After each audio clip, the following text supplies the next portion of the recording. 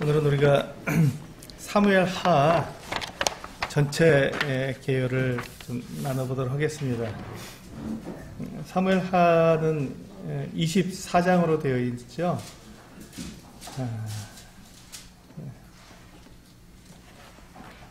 사무엘 하는 모두 24장으로 되어 있는데,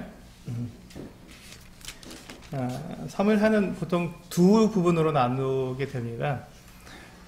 24장으로 되어 있는 이 사무엘 하를 보통 두 부분으로 나누는데, 우리가 이제 다윗이 유다의 왕이 되었다가 7년 6개월 동안 유다의 왕으로 다스리다가 이제 그가 이스라엘 전체의 왕이 되어서 또 33년을 다스리게 됩니다. 그래서 총 40년을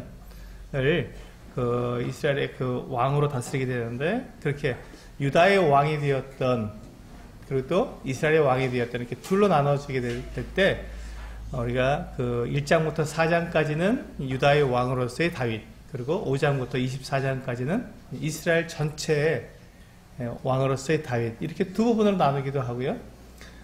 일반적으로 이제 더 많이 나누는 방법은 9장까지, 1장부터 9장까지는 다윗의 성공, 다윗이 왕으로서 굉장히 성공적이고 또 영적으로나 또 정치적으로나 또 경제적으로나 다 이렇게 굉장히 부흥하는, 부흥기에 있는 것이 1장부터 9장까지고요.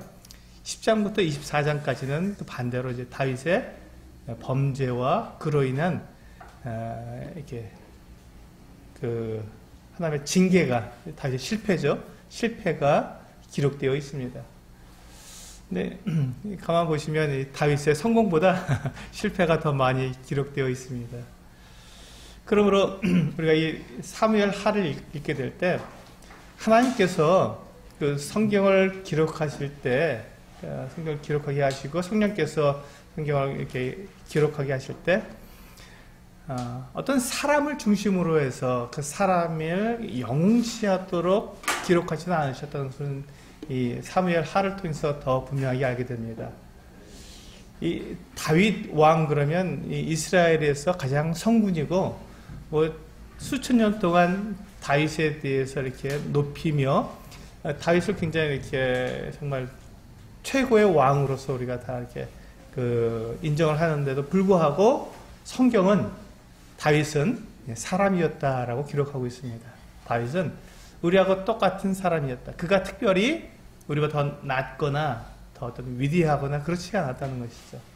그래서 하나님께서 사람을 택하여 세우시고 그를 사용하실 때, 어떤 사람이 특별히 다른 사람과 다르기 때문에 쓰신 것이 아니라 그의 믿음과 순종을 통해서 그를 사용하시는 것이지, 그가 다른 사람 어떤 다른 특별한 어떤 부분이 있어서 그를 쓰시는 것은 아니다라는 것을 이 사무엘 하를 통해서 우리가 보고 배울 수 있습니다. 이 사무엘 하에 가장 중심되는 장이 있습니다. 중심장은 7장입니다. 우리 7장 한번 열어서, 사무엘 하 7장을 열어서 같이 한번 보시겠습니다. 사무엘 하 7장이 가장 중심되는 이유는 하나님께서 다윗에게 언약을 해주셨고 그 언약이 지금까지도 유효하기 때문에 그렇습니다. 우리 7장 8절부터 16절까지 우리 같이 한번 읽어보도록 하겠습니다. 사무엘 7장 8절부터 16절까지 읽겠습니다. 시작. 그러므로 이제 내 종 다윗에게 이와 같이 말하라.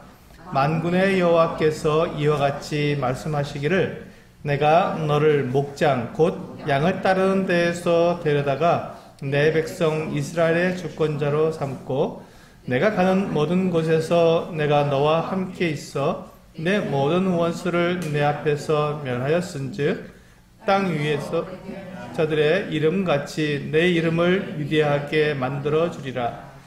내가 또 내 백성 이스라엘을 위하여 한 곳을 정하여 그를 심고 그를 거주하게 하고 다시 옮기지 못하게 하며, 악한 종류로 전과 같이 그들을 해하지 못하게 하여, 내가 사사에게 명령하여 내 백성 이스라엘을 다스리던 때와 같이 아니하게 하고, 너를 모든 원수에게서 벗어나 편히 쉬게 하리라.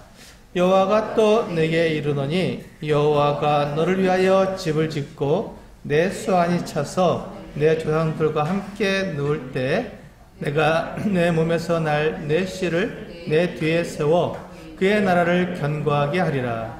그는 내 이름을 위하여 나는 그의 나라 왕위를 영원히 견고하게 하리라.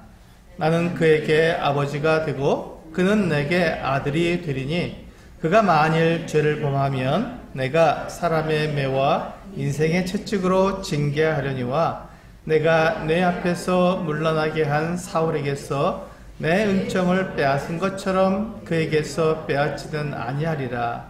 내 집과 내 나라가 내 앞에서 영원히 보존되고 내 왕위가 영원히 견고하리라 하셨다 하라. 나단이 여기서 보시면 지금 이 다윗이 자기가 이 다윗성을 건축해 놓고 이제 그가 아주 평안하게 다스리고 있을 때 그가 하나님의 궤가 이렇게 아직까지도 이 장막 가운데 있었고 또 이 하나님의 그 성전을 지어드리지 못한 것에 대한 생각이 났습니다.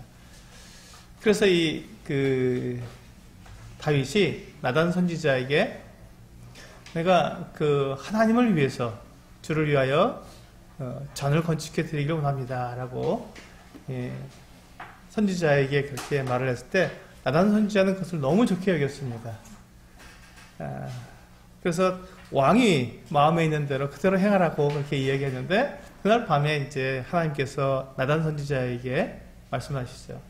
내가 언제 그 누구에게나 내 집을 지어달라고 얘기한 적이 있느냐 하면서 다윗은 이제 그 피를 많이 흘렸기 때문에 다윗이 아니라 그 다윗의 낳을 아들에게 그것을 집을 짓게 하겠다고 하시면서 그러나 이 다윗에게 대한 다윗이 하나님을 사랑하고 하나님에 대한 그의 이와 같은 헌신을 기쁘게 여기셔서 다윗과 언약을 맺으십니다. 근데 그 다윗과 하는 그 언약이 바로 이 내용인데 그 내용 가운데서 보시면 뭐 다른 부분보다도 네가 낳을 그 아들이 나를 위해서 전을 건축할 것이지만 나는 너에게 너의 집도 내가 지어주고 너를 더 정말 그 영원히 내 위가 무너지지 않고 계속될 것을 약속해 주셨습니다. 이것이 이제 하나님께서 다윗에게 하신 언약입니다. 이것이 왜 중요하냐면요, 다윗에게 약속하신 이 솔로몬인 그 아들이 만약에 이게 그 다윗의 위가 영원할 것이라고 약속하셨는데 그것을 지금 다윗 왕이나 솔로몬 왕에게 이렇게 적용한다면 좀 무리가 됩니다. 문제가 있죠. 왜냐하면 계속해서 끊어지기 때문에 다윗 왕조가 계속 이어진 것이 아니라 바벨론에 의해서 그들이 완전히 멸망당하고 바벨론에 끌려갔다가 다시 돌아왔을 때 지금까지 그 다윗 왕조는 없습니다. 그렇죠? 유다의 왕이 없습니다. 유다 그 다윗의 자손으로서 왕이 세워지지 않고 있습니다. 아직까지도 없습니다. 그런데 우리는 거기서 이제 알고 있는 것이 무엇이냐면 이 영원한 이 다윗 왕 너의 그 이 보좌가 영원하리라고 하신 약속하신 그것은 바로 그 다윗의 자손으로 탄생하실 그리스도 하나님의 아들 그리스도께서 이스라엘의 왕으로 오실 것이고 그분이 영원하신 하나님이시기 때문에 그분께서 이스라엘의 왕으로 이제 오셨다면 그 왕위가 지금도 역시 마찬가지로 하늘나라에서 주님께서 계신 그곳에서 그 이스라엘의 왕으로서의 그 같은 왕위가 계속 존속되고 있고 또한 이제 곧 재림하시게 될 터인데 재림하셔서 천년왕국을 이루실 때 그때까지도 계속해서 그리스도께서 왕이 되시고 영원히 그 왕자가 이렇게 지속될 것을 우리는 알고 있습니다. 그러므로 지금 이 사무엘하 7장에서 하나님께서 다윗에게 약속하신 이 약속, 이 언약은 바로 그 다윗뿐만 아니라 다윗과 그의 자손들뿐만 아니라 그 자손 중에서 태어날 다윗 왕의 자손으로 태어나게 되실 그리스도를 가리켜서 언약하는 것이라고 우리는 믿고 있습니다. 그러므로 지금 이 사무엘하 7장에 나와 있는 이 다윗 언약은 대단히 중요하며 지금까지도 다윗이 전 세계 하나님을 믿는 모든 사람들에게 이렇게 존경을 받고 추앙을 받는 이유가 바로 이와 같은 모습이라고 우리는 알고 있습니다. 만약에 다윗이 그가 행한 것 때문에 그의 어떤 행위, 그가 얼마나 성군이었는지 그것 때문에 사람들에게 이렇게 인정을 받고 추앙을 받는다면 그가 앞에서 그가 이렇게 성공할 때 행한 그것보다도 그가 실패할 때 범한 죄와 이런 모습들을 보면 결코 다윗을 인정하거나 다윗을 성군이라고 말하기는 참 어렵습니다.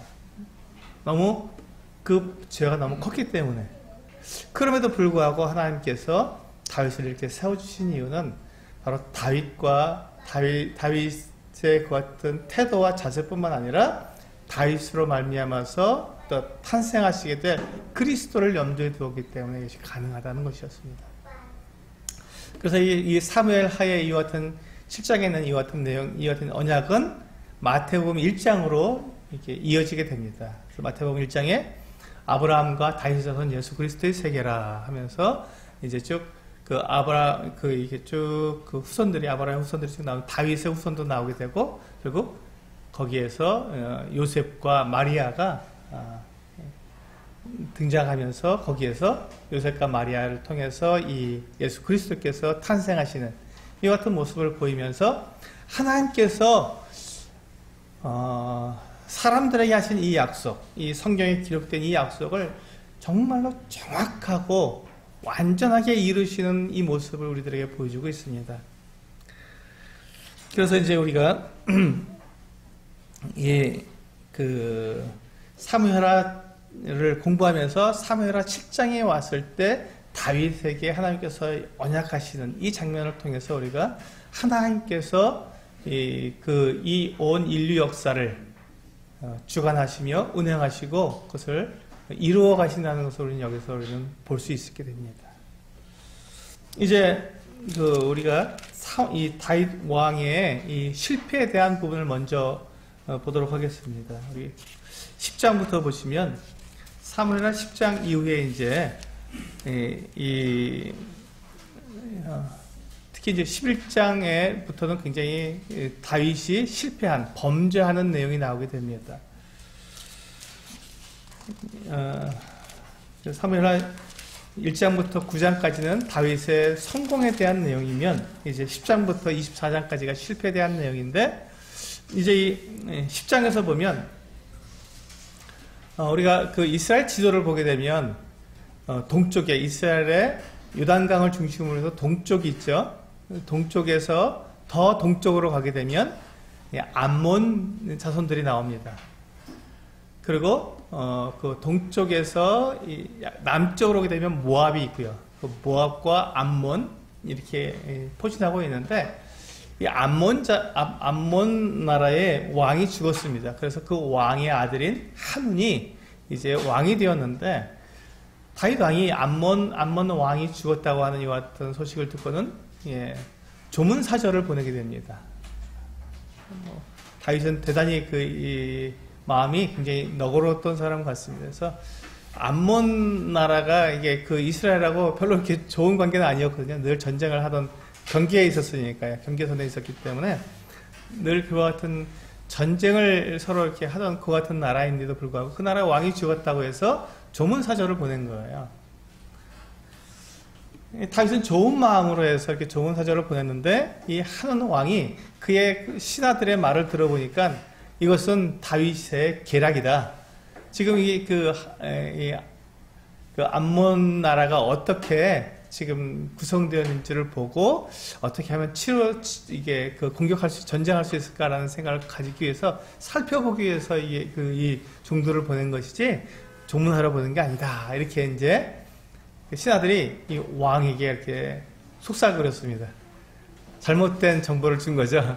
그러자 이제 이 한운 왕이 그 얘기를 듣고는 이제 화가 나니까 이 조문 사절단을 모욕을 했습니다. 그들의 수염을 다 깎아버리고, 이렇게 반으로 다 잘라버리고, 그리고 이 옷을 이렇게 그 겉옷이 그 발목까지 내려와야 하는 이 겉옷을 잘라서 이 볼기가 나올 정도까지 잘라버렸습니다.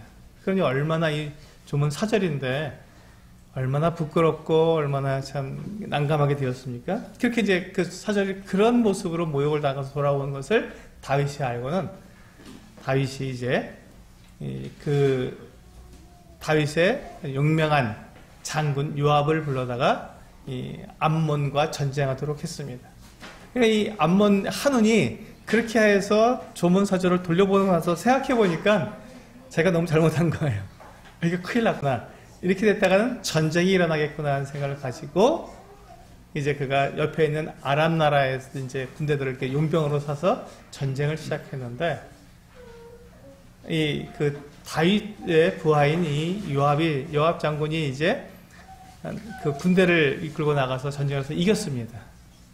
그러니까 이 그 암몬 사람들이 이렇게 도망가게 되었고 그 아람 사람들은 용병으로 왔는데 보니까 다 지고 있는 거예요. 그러니까 너무 이게 끔찍해서 이 아람 나라는 굉장히 강한 나라이기 때문에 다시 이제 기별을 해갖고 아람에다가 연락을 해서 군대를 더 보내도록 했습니다. 그래서 군대가 더 왔을 때 다시 두 번째 전쟁을 하는데 두 번째도 지게 된 거예요. 네, 요압이 이겼습니다. 이게 승승장구했죠. 전쟁에 나갔는데 암몬뿐만 아니라 아람까지도 완전히 다 쳐서 거기다가 이제 그 수비대를 둘 정도가 됐으니 이제 굉장히 이 승승장구하게 되었고 여유가 생긴 것이죠. 그러고 나서 11장 1절과 2절에 넘어왔을 때 이제 봄이 되었습니다. 이제 겨울 동안에 그런 일이 있어서 이제 전쟁을 제대로 못했는데 겨울이니까 봄이 되었을 때 다시 전쟁을 시작한 거예요.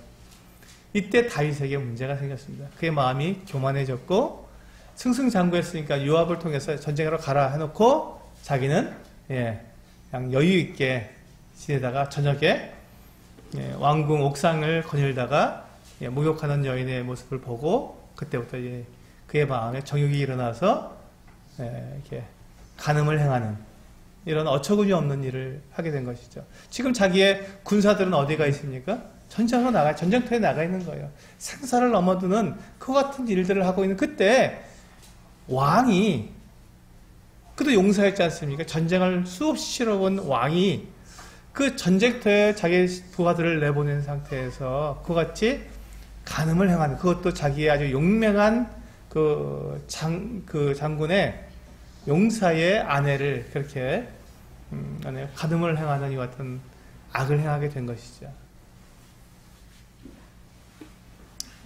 그리고 이제 다윗은 그것을 또 이제 감추기 위해서 그 우리아를 갖다가 아내에게 보내려는데 이 우리아는 굉장히 정말로 이렇게 용맹한 사람이었으며 헌신된 사람이었습니다.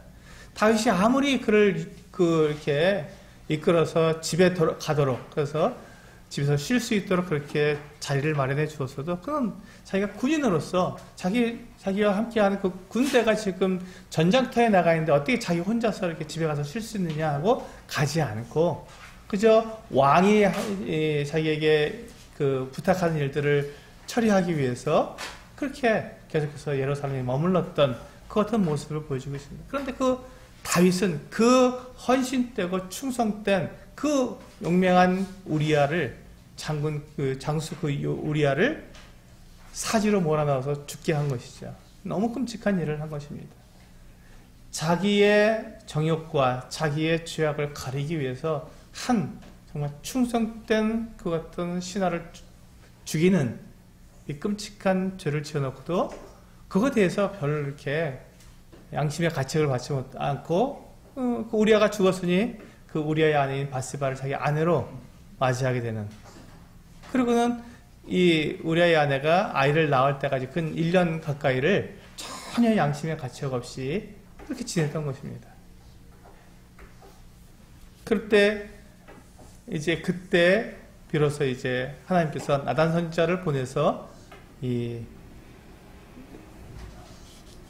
다윗에게 심판을 경고하셨습니다.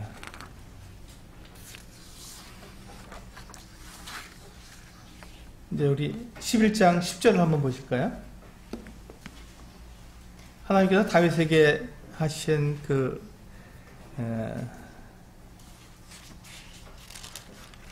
형벌은 12장 10절과 10절부터 12절입니다. 12장입니다. 12장 10절, 11절, 12절 같이 한번 읽어보겠습니다. 시작. 이제 내가 나를 업신여기고 햇사람 우리아의 아내를 빼앗아 내 아내로 삼았은즉 칼이 내 집에서 영원토록 떠나지 아니하리라 하셨고, 여호와께서 또 이와 같이 이르시기를 보라, 내가 너와 내 집에 재앙을 일으키고 내가 내 눈 앞에서 내 아내를 빼앗아 내 이웃들에게 주리니 그 사람들이 내 아내들과 더불어 백주에 동침하리라. 너는 은밀히 행하였으나 나는 온 이스라엘 앞에 백주에 이 일을 행하리라 하셨나이다 하니. 그렇습니다. 하나님께서 이 다윗에 대해서 징계하시기를 칼이 너희 집을 떠나지 않을 것이다. 그리고 내 아내들이 다른 사람들에 의해서 강간을 당하게 될 것이다. 정말 이 끔찍한 일들을 이렇게 말씀하셨습니다. 근데 지금 여기 보시면 이 일 이후에 이제 그 다윗의 아들들 가운데서 이 암논이라고 하는 아들이 있었습니다. 이 암논이 자기 이복 누이인 이 다말을 이제 연모하게 되고 다윗 왕과 그 다말을 속여서 그가 억지로 이렇게 동침하게 되는, 강제로 동침하게 되는 이와 같은 정말 끔찍한 일을 행하게 되는 것이죠. 그리고는 그가 그와 같은 자기의 그 정욕을 채운다면 바로 쫓아내서 정말 그걸 부끄럽게 만들고 정말 그렇게 하는 정말 못된 짓을 하게 된 거죠. 암논이라는 그 아들이. 근데 이 다말의 다말의 오빠가 누구였냐면 압살롬이었습니다. 이 압살롬이 자기 이복 동생인 그 암논에 대해서 이제 마음에 미움을 갖게 되고 복수하고자 하는 마음을 갖고 있다가 2년 후에 만 2년 동안 기다렸다가 2년 후에 이제 자기가 이제 양털을 깎는다 그래서 불러서 이 암논을 죽이게 됩니다. 그러니까 지금 이 끔찍한 일이 일어났죠. 다윗의 이와 같은 그 죄로 인해서 이제 자기 자녀들 사이에서 이와 같이 끔찍한 일들이 생기게 되는 것입니다. 정말 무서운 일이 생기는 것이죠. 그리고 이제는 압살롬이 그렇게 이제 압살롬이 암논을 죽인 것 때문에 도망쳤는데 요압이라고 하는 장군이 이 압살롬이 참 아들인데, 다윗이 사랑하는 아들인데 지금 다른 곳에 피신해서 있어서 이 다윗도 마음에 굉장히 아프고 압살롬은 보고 싶어 하니까요. 그래서 이제 그 꾀를 내어서 이 압살롬이 돌아올 수 있도록 이렇게 도와줬습니다. 근데 압살롬이 참 이제 마음 가운데 이제 그 악한 마음을 품고 있었던 것 같습니다. 그가 돌아와서 이제 그 왕을 은혜를 입어서 돌아왔는데 그가 이제 꾀를 내 갖고 지혜를 써서 어떻게 했냐면 백성들의 마음을 자기로 이렇게 빼앗아 버린 거예요. 이 백성들이 이제 이렇게 송사하기 위해서 어떤 문제가 있어서 왕에게 이렇게 재판을 요구하기 위해서 송사하기 위해서 오게 되면 미리 자기가 이렇게 탁 불러다가 그 사람에게 유리하게 재판을 다 해주는 겁니다. 그러면서 사람들의 마음을 그 압살롬이 다 산 거예요. 그리고는 이제 어느 날 반역을 일으켰습니다. 아버지에 대한 반역이죠. 자기가 왕이 되겠다고 한 것입니다. 그래서 이 압살롬이 그렇게 스스로 왕이 되었을 때 다윗은 쫓겨나서 예루살렘에서 피난을 가야 되는 그와 같은 참 어처구니 없는 일이 생기게 된 것이죠. 지금 이 다윗이 이와 같이 자기 아들에게 쫓겨나서 지금 왕위를 쫓겨나서 지금 도망하는 이와 같은 모습이 왜 생겼다고요? 그의 범죄함 때문에 그렇습니다. 그가 죄가 너무 컸기 때문에 하나님은 그를 이와 같은 모습을 정말 어려움을 겪게 하신 것이죠. 그 다음에 이제 압살롬이 사실은 이제 왕이 될 수 있었습니다. 다윗을 죽이고 아버지를 죽이고 그가 왕이 될 수 있었었는데 이 다윗이 그 예루살렘에 남겨둔 그 다윗의 신복에 의해서 이 압살롬에게 조언을 했는데 압살롬이 이 다윗의 신복의 이 어떤 조언을 통해서 그것을 받아들임으로써 다윗을 공격하지 못하게 되었고 그것으로 인해서 다시금 다윗이 정비를 해서 압살롬을 몰아내는 이와 같은 일이 일어나게 되었습니다.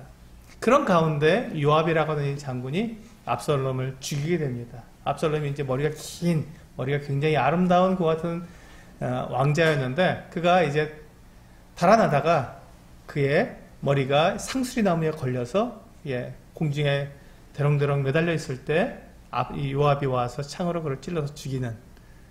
그런데 지금 이 다윗 왕의 이 아들들이 이렇게 죽어나가고 그 안에 굉장히 끔찍한 일들을 경험하게 되는 것이죠.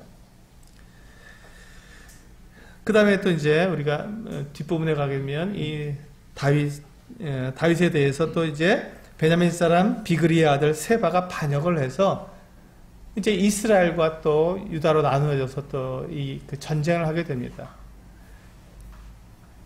이와 같은 일에도 또한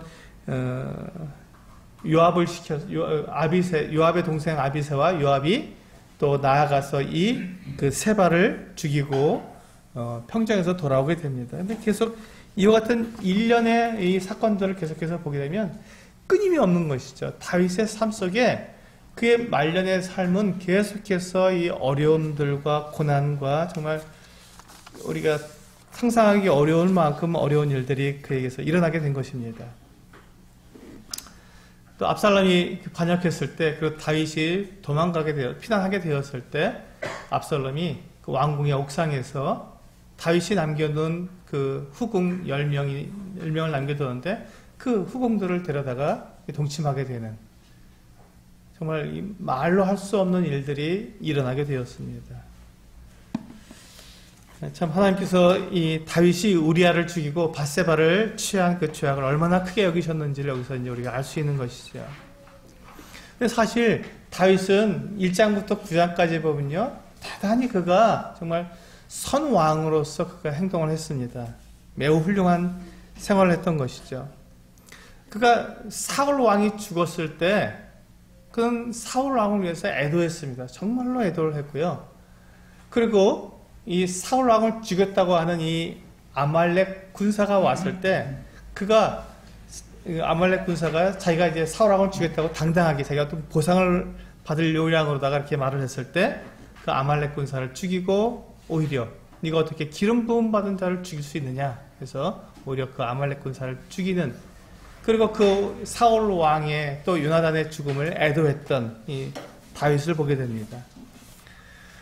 그리고 또한 다윗이 그 시글락에서 지금 머물렀었는데 하나님께 묻습니다. 하나님, 제가 이제 어디로 가야 합니까? 하고 물었을 때 하나님께서 헤브론으로 가라 하고 하나님께서 말씀하셨을 때 그 말씀에 순종해서 그가 헤브론으로 옮겨지게 되는. 그래서 이 다윗이 자기가 그 행할 바에 대해서 하나님께 묻고 움직이고 있는 이와 같은 모습들을 보여주고 있습니다. 그래서 그가 헤브론에 갔을 때 헤브론에서 이 유다 지파 사람들에 의해서 왕으로 세워지게 됩니다. 그래서 유다 지파의 왕이 되었고요. 그 다음에 거기서 그가 7년 6개월 동안 다스리고 있다가 이스보셋이라고 하는 사울 왕의 남은 아들이 그 왕으로 추대되어서 이제 이스라엘 나라와 유다 나라로 이렇게 나눠졌었는데, 이스보셋이 그 신하들에서 죽게 되었을 때 이제 결국 이스라엘 사람들이 이 다윗에게 와서 다윗을 다시 이스라엘 전체의 왕으로 이렇게 세우는 그 같은 일들이 일어나게 됩니다. 그때부터 이제 다윗은 이스라엘 전체의 왕으로서 이스라엘 다스리게 되는데, 그때 다윗은 어떻게 했냐면요, 그 하나님의 궤가 그 기럇 여아람에 있다는 것을 알고 그것을 다윗성으로 가져오기 위해서 그는 최선을 다했습니다. 그가 잘 알지 못하고 그냥 수레에 싣고 오다가 그 수레에서 이 법궤가 떨어지려고 하니까 이제 우사가 손을 대어서 거기서 우사가 죽게 되는 이와 같은 일들을 경험했지만 3개월 후에 다시 오벳 에돔에 있었던 이 법궤를 이제 어깨에 메고 다윗성으로 가져오는 이와 같은 일들을 하게 됩니다.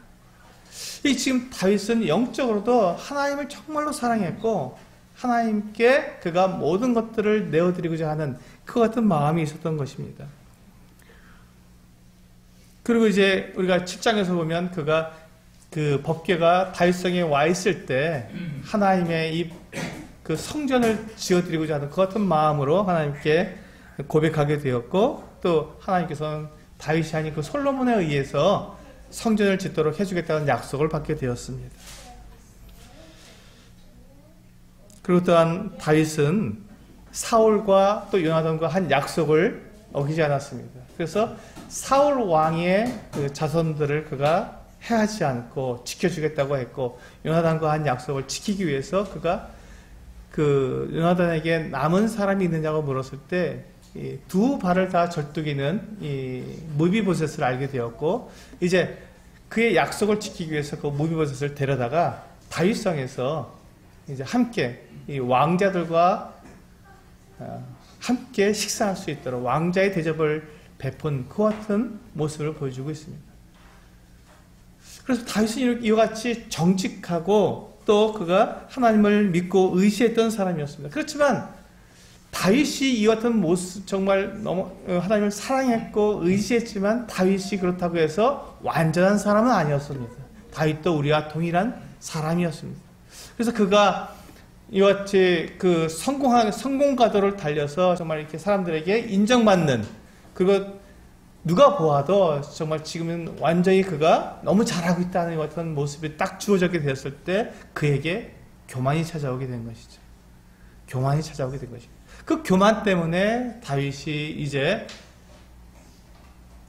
전쟁에 나가 그 부하들을 전쟁에 내보내고는 자기는 정욕을 채우고 있는 이 같은 악한 죄를 저지르게 된 것입니다.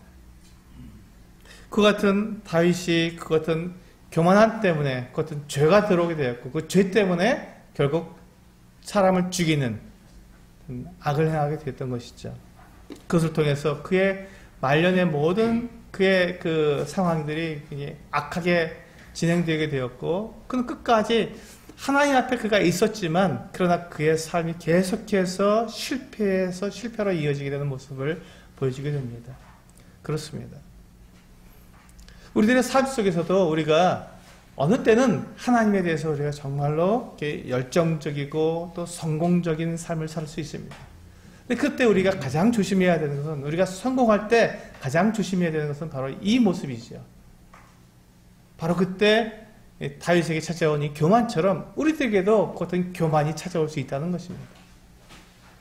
그 교만이 찾아오게 된다면 우리는 그때 다윗의 같은 교훈을 통해서 우리가 교만을 내어버리고 하나님께 우리가 나아가서 하나님을 의지하는 우리의 모습을 나타내야 할 것입니다. 우리가 여기에서 교훈을 받을 수 있는 것은요. 하나님은 어떤 분이신가? 하나님은 어떠한 분이신가? 첫째로 하나님은 약속을 지키시는 분이십니다. 다윗에게 한 약속을 지키시는 분이시고 다윗과 한 그 언약을 지금까지도 지키시고 앞으로도 예수 그리스도께서 이 땅에 재림하셔서 이루실 그 천년왕국 때까지 그 다윗에게 하신 이 약속 내 자손이 그 왕위가 영원하겠다라고 말씀하신 그 약속을 지키시는 분이십니다. 그렇습니다. 하나님은 온 인류의 역사를 운행하시는 분일 뿐만 아니라 정확하게 약속을 지키시는 분이십니다. 우리는 그 하나님을 믿고 우리는 하나님을 의지하고 살아갈 수 있습니다. 두 번째, 하나님은 죄를 반드시 심판하시는 분이십니다. 하나님은 죄를 반드시 심판하시는 분이십니다. 하나님께서 이 다윗이 죄를 범했을 때 다윗에게 이 나단 선지자가 가서 그의 죄를 지목하고 갓 선지자가 가서 그의 죄를 지적했을 때 다윗은 정말 놀라운 것은요, 다윗은 그가 잘못하고 죄를 지었을 때 선지자들이 와서 그의 죄를 지적하게 되면 그는 곧바로 회개했습니다. 이것이 다윗의 위대함입니다.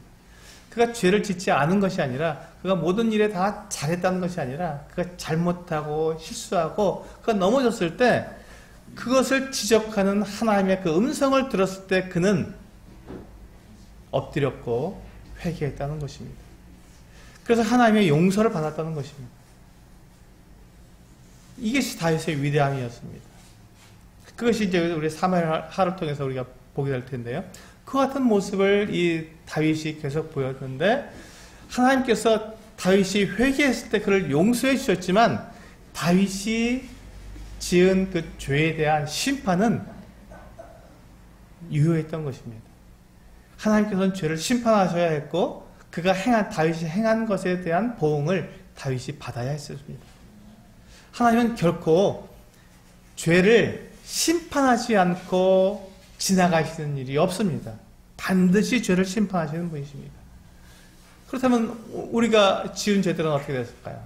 참 감사하게도 우리가 지은 모든 죄에 대해서 하나님은 예수 그리스도 그분에게 심판을 내리신 것이죠.